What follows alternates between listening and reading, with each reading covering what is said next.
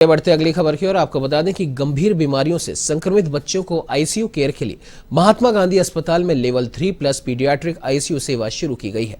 बता दें कि लेवल 3+ पीडियाट्रिक आईसीयू सेवा राजस्थान में पहली बार शुरू हुई है, जिसमें गंभीर बीमारियों के साथ ऑर्गन ट्रांसप्लांट जैसी स्थिति में बच्चों को केयर मिल सकेगी।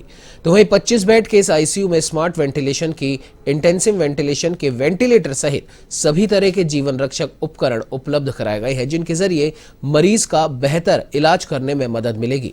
इसके अलावा अस्पताल में पीडियाट्रिक नेफ्रोलॉजी और 5 बेड की डायलिसिस यूनिट की भी शुरुआत की गई है, जिसमें बच्चों में होने वाले किडनी से संबंधित बीमारियों का इलाज किया जा सकेगा। Head of department paediatrics, Mahatma Gandhi medical college, Jaipur. Sir, आज महात्मा गांधी अस्पताल के अंदर paediatric critical care unit level 3 की शुरुआत की गई, जो राजस्थान की पहली यूनिट का दावा किया जा रहा है।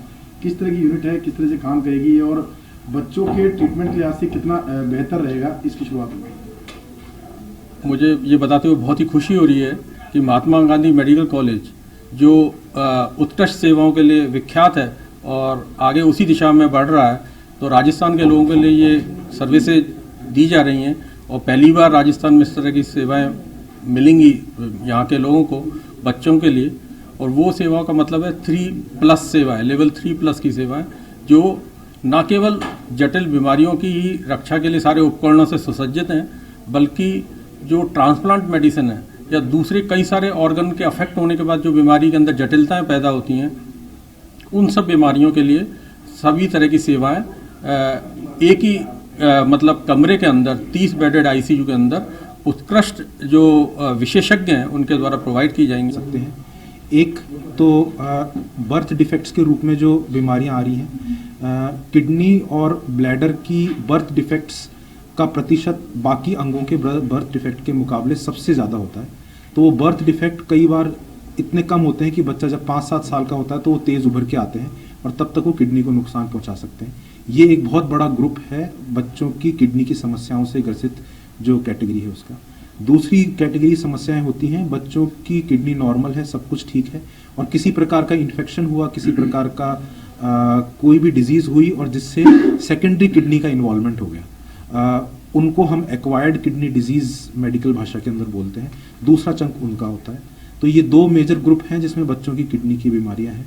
और मैं ये अगर प्रतिशत की बात करें तो करीब 1 से 1.25% के आसपास टोटल अगर बीमार बच्चों का अगर परसेंटेज निकालें तो 1 से 1.25% को किसी न किसी तरह की किडनी का इन्वॉल्वमेंट डेफिनेटली होता है, जो अगर अननोटिस चला जाए तो आगे जाकर के परमानेंट किडनी डैमेज में कन्वर्ट हो सकता है। डॉक्टर यीशु, हर बीमारी एक अलार्म जरूर देती है बॉडी के अंदर। जी। बच्चों की बात करें, अगर बात करें नेफ्रोलॉजी की प्रॉब्लम की, तो कुछ ऐसे सिम्टम्स बताइए जिससे हम ये पता लगा सके कि बच्चे में वास्तव में इस तरह की प्रॉब्लम हो सकती है और हम उसको डॉक्टर्स तक परामर्श ले जाए।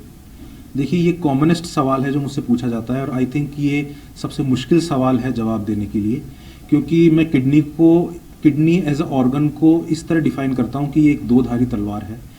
किडनी जब तक 20% से नीचे काम करना बंद नहीं कर देगी तब तक कोई लक्षण नहीं आएंगे। यानी कि जो 100% पे काम होता है वो 20% पे भी कर रही होती है। देखिए, लेवल 3+ का सीधा अगर मतलब निकाला जाए तो ये है कि हर प्रकार का वेंटिलेटर, हर प्रकार का इस वेंटिलेटर का प्रयोग जो हमारे छोटे बच्चों में निमोनिया से ग्रसित होते हैं, उसमें अगर फेफड़ा पूरी तरीके से ख़राब हो जाता है तो उसमें 3 तरीके के वेंटिलेटर होते हैं, जो नॉन इन्वेजिव, इन्वेजिव और फिर हाई फ्रीक्वेंसी। ये तीनों प्रकार के वेंटिलेटर का भरपूर इस्तेमाल और बीमारी को जड़ से ख़त्म करने की जो सुविधा है वो हमारे आईसीयू में उपलब्ध है। दूसरे नंबर पे आता है पॉइंट ऑफ केयर अल्ट्रासाउंड। बच्चा आईसीयू में अंदर भर्ती होने के साथ साथ हम 1 मिनट भी खोना नहीं चाहते कि वो 1 मिनट भी हम काम में लेना चाहते हैं, तो उस अल्ट्रासाउंड की मदद से बच्चे के ज़रूरी अंगों को स्कैन करना